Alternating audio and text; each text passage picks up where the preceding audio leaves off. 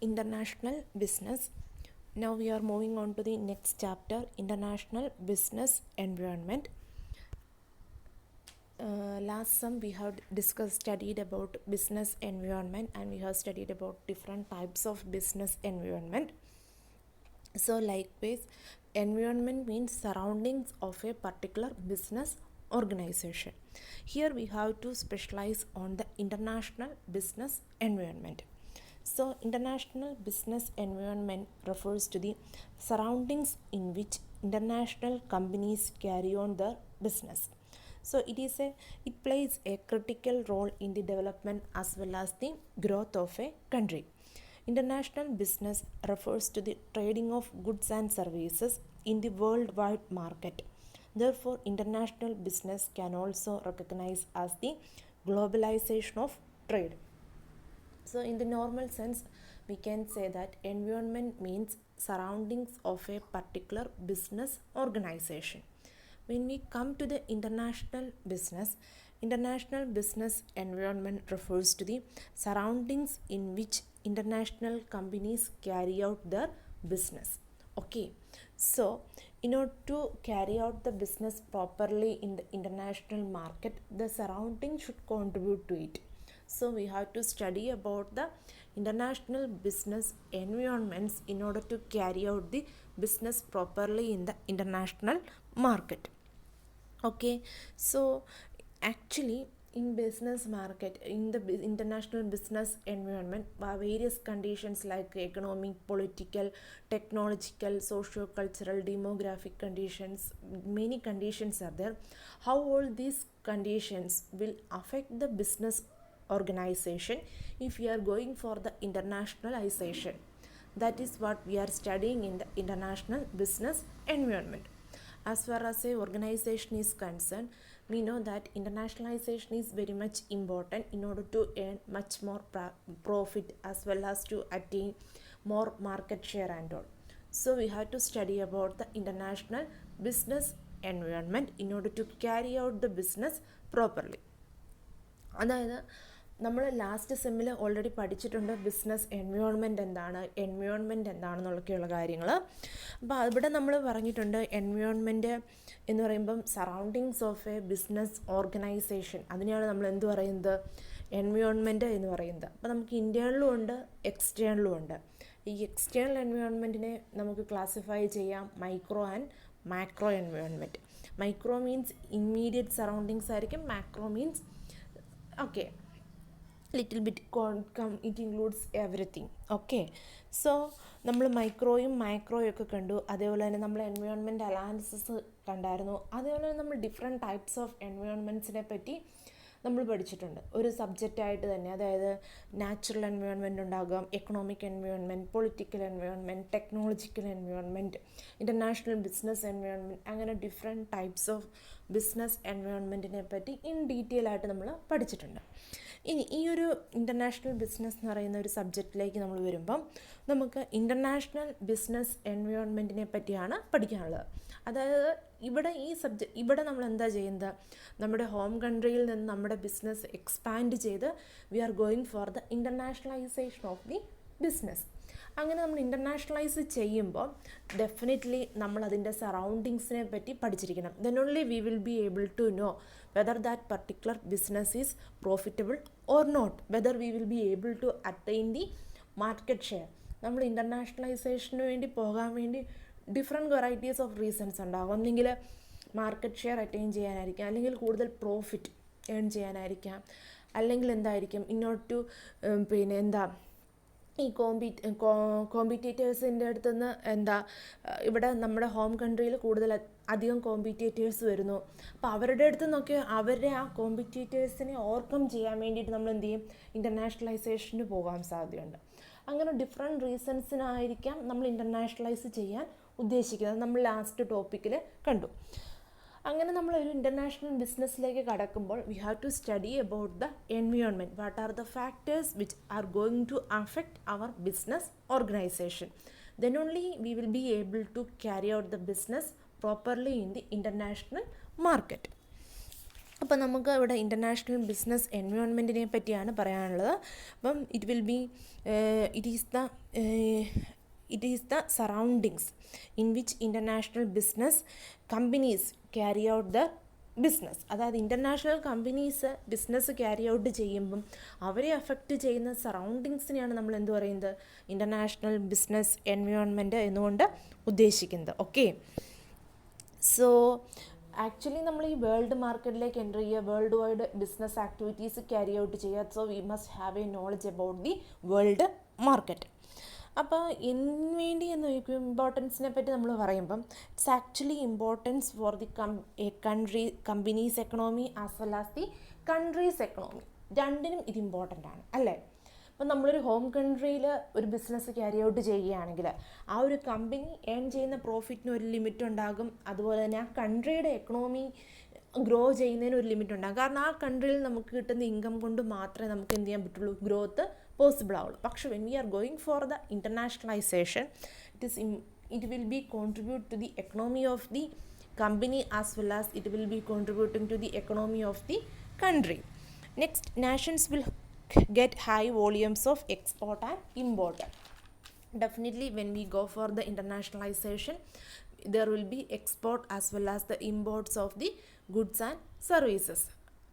The export as well as import will be contributing to the development of a particular country അല്ലേ. എക്സ്പോർട്ടും ഇമ്പോർട്ടൊക്കെ നടക്കും ഈ ഇൻ്റർനാഷണലൈസേഷൻ്റെ സമയത്ത്. അങ്ങനെ export ഇമ്പോർട്ടൊക്കെ നമ്മൾ ക്യാരി ഔട്ട് ചെയ്യുമ്പം ഡെഫിനറ്റ്ലി ആ ഒരു പർട്ടിക്കുലർ കൺട്രിയുടെ ഗ്രോത്തിന് എന്ത് ചെയ്യുന്നുണ്ട്, ഇത് കോൺട്രിബ്യൂട്ട് ചെയ്യുന്നുണ്ട്.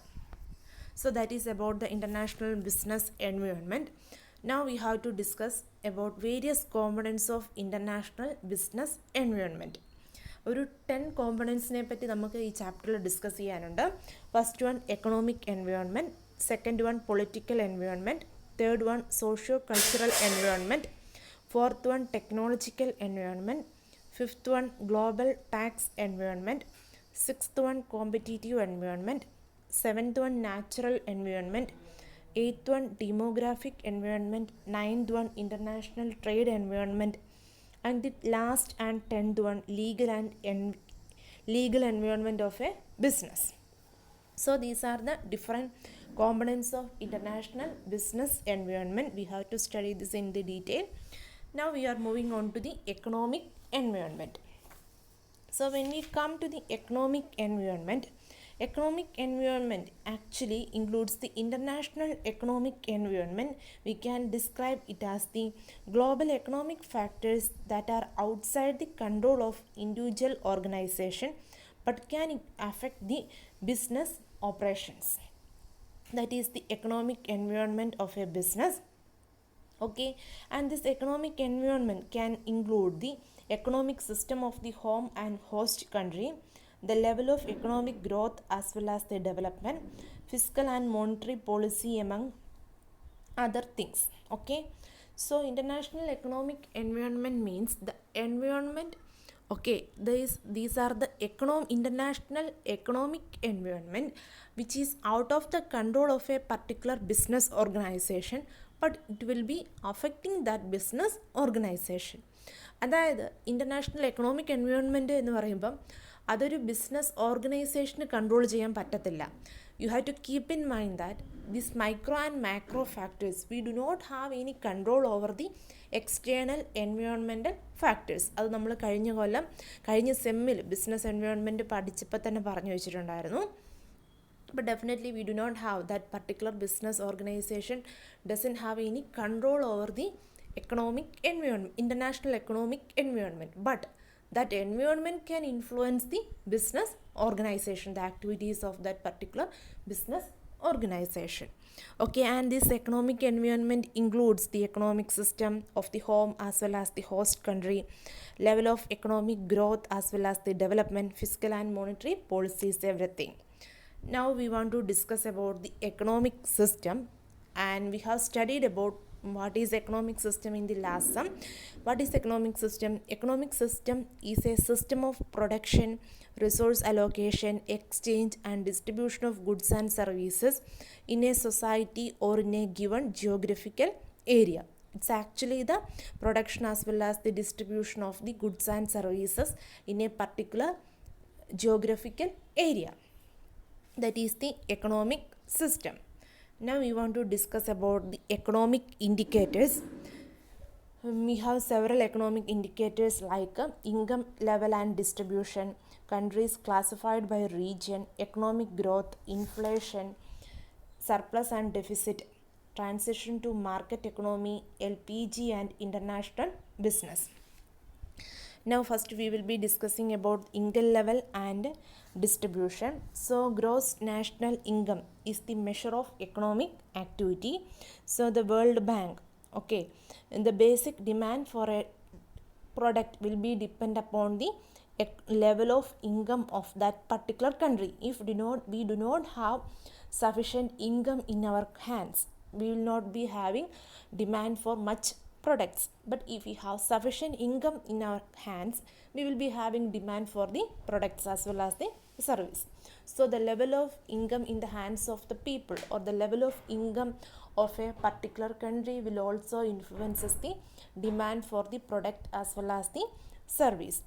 So the World Bank has classified the economies into various categories like low income, middle income, lower middle income, upper middle income, high income groups. These are the various classifications which are made by the World Bank. So the persons engaged in the international business must keep an eye on the income levels of different countries before entering into the international business with that particular country.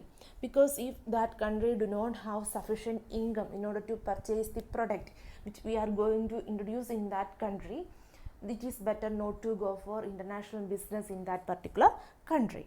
So that is the income level and distribution. Next comes the countries classified by the region. World Bank also classified countries into various regions like Asia Pacific, Latin America, Middle East and North Africa, South Asia,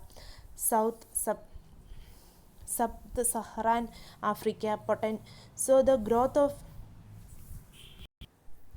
before we go for the international business with these regions, we have to analyze the regions properly, as well as we have to make the risk analysis of risk as well as the growth opportunities of these regions before entering in the international business with these regions.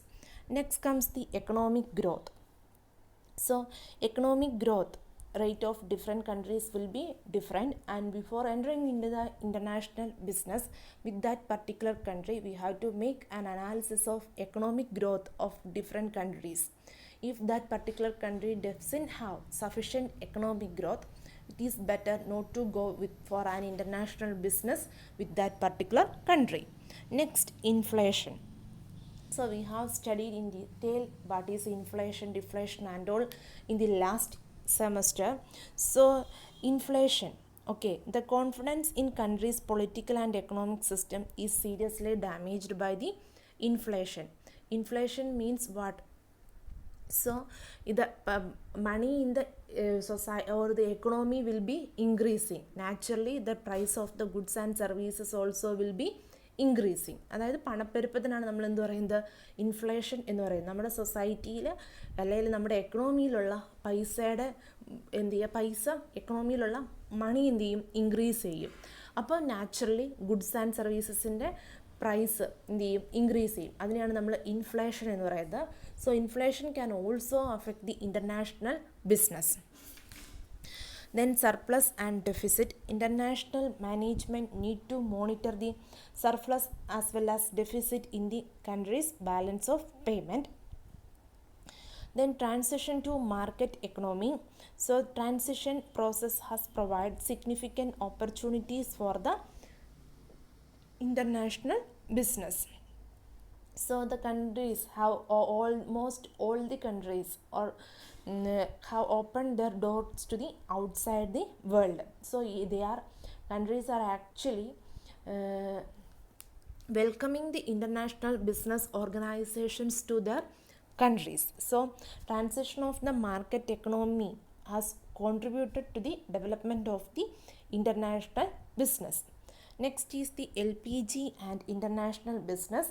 LPG means liberalization, privatization and globalization. We have studied in detail about LPG in the last semester in business environment. So this LPG also has contributed to the growth of the international business. Next we have to discuss about the importance of international business. So in international business is concerned with the demand and supply, and the population is the base for both of them.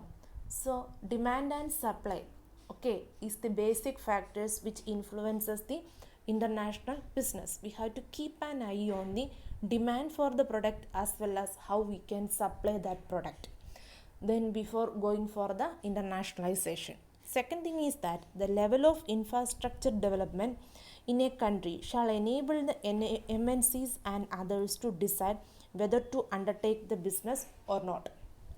If the infrastructure facilities available in a particular country is properly developed, or whatever we need, whatever the infrastructure we need for in order to carry out that particular business is available in that particular country, then we can carry out the international business easily in that particular country. So these are the importance of economic environment. Now we are moving on to the international trade environment.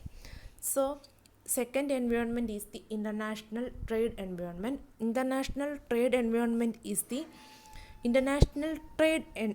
exchange of goods and services across the international borders and territories. That is the trade. Trade actually means exchange of goods and services. When we go for internationalization, when we exchange goods and services at an international level, then we can call it as international trade. So international trade environment is also important factors to be considered while we go for the internationalization. So there is trade, international trade can have positive as well as the negative effect in the international business environment. First, positive, we will be discussing about the positive aspects.